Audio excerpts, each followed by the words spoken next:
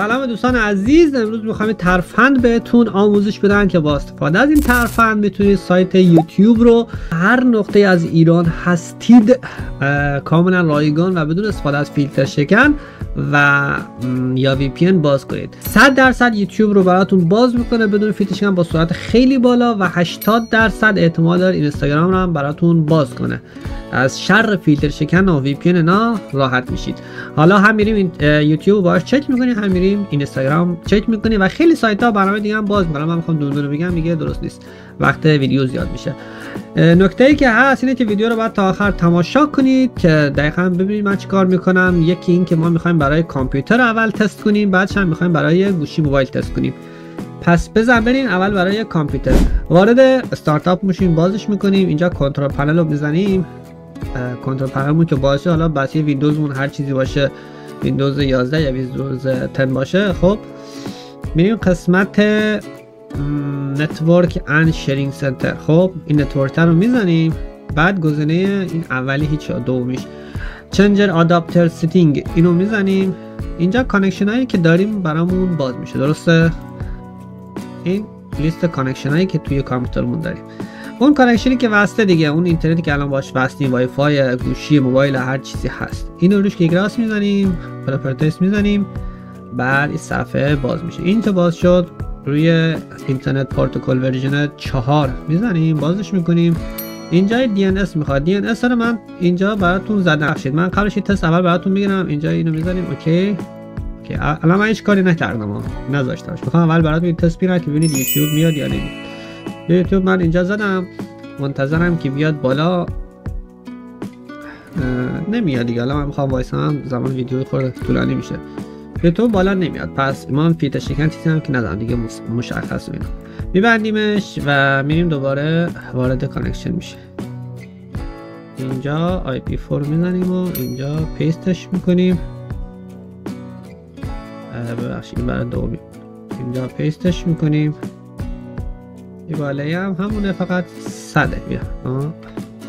اوکی، اینو اوکی میکنیم، اینو اوکی میزنیم و دیگه میبندیم، باش کاری نداریم. حالا مرورگرمون رو میبندیم کلا یه بار، دوباره بازش میکنیم، وارد یوتیوب میشیم. به همین راحتی یوتیوبمون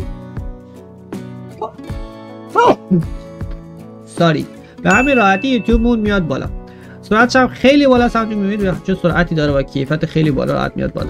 فقط نکته‌ای که هست من خدمتتون باید عرض کنم اینه که به خدا یادم نخواستم چی بگم. این الان میخواستم اینو بهتون بگم. من الان نزدیک 8 ماه 9 ماه دارم از این روش استفاده میکنم. روی اینترنت شاتل تست کردم اوکی، روی اینترنت مخابرات تست کردم اوکی، روی اینترنت ایرانسل اوکی، روی اینترنت همراه اولم اوکی. خب اینم یوتیوب. حالا ببینیم روی گوشی، که روی گوشی هم انجام بدیم. خب حالا ببینیم برای آموزش استفاده از این DNS توی گوشی که بتونیم اونجا هم یوتیوب و اینستاگرام رو باز کنیم. من چون دارم با موبایلم به عنوان وبکم استفاده میکنم، این فیلم رو 5 دقیقه 10 دقیقه پیش رکورد کردم. حالا میام روش براتون توضیح میدم. این اسکرین شاتی که همین الان تاریخ و ایناش هم مشخصه دیگه، همین الان من رکورد کردم. خب اولین چیز بچه‌ها من استاپش کنم یه لحظه.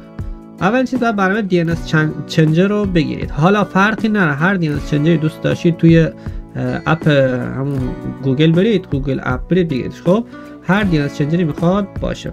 بعد که DNS چنجر رو گرفتید میبینید تقریبا من دارم تست میکنم که بدون DNS چنجر اصلا بالا نمیاد. همونجوری که میبینید اصلا یوتیوب بالا نمیاد. هنوز DNS رو فعال نکردم، یوتیوب قطعه. بعد باز میبینید که من دارم همه رو تست میکنم براتون که به هیچ عنوان یوتیوب بالا نمیاد. DNS چنجری که من دارم اینه. حالا شما درج کنید دوست دارید میتونید بگید، فرقی نداره. DNS چنجر رو باز میکنم. الان میبینید که همین IP رو که اونجا بهتون دادم برای کامپیوتر همینجا هم میتونید بزنیدش. 78 157 42 100 78 157 42 101. اینو میتونید ثبت کنید دیگه، خودش سیو میشه. از اینجا میبینید سیوشون دیگه همیشه میمونه. برای واسه فقط استارت تا کافیه بزنید، چیز کار خاصی نداره که بخواید تو نوبت وایسید. ببینید به همین سادگی الان یوتیوب میاد بالا. استارت دادم یوتیوب الان راحت مثل آب خوردن میاد بالا. ببینید که خیلی راحت میاد بالا. و بازم میگم اینو من روی خیلی اینترنت ها تست کردم، جواب داده. شما تست کنید بس منطقتون، بس جایتون شاید جواب سرعت بالایی هم داره، خیلی راحت لود میکنه و با سرعت بسیار بالا میاره و میتونید ازش استفاده کنید.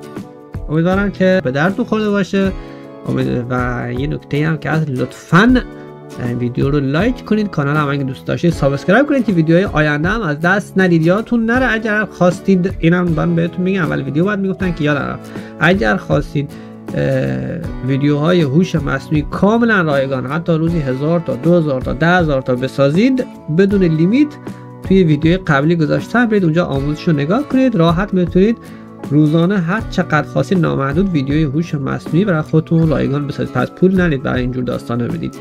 دیگه تا ویدیوی بعد که طرف هم دیگه بهتون بیام آموزش بدم، خدایا رو نگهدار. بای بای.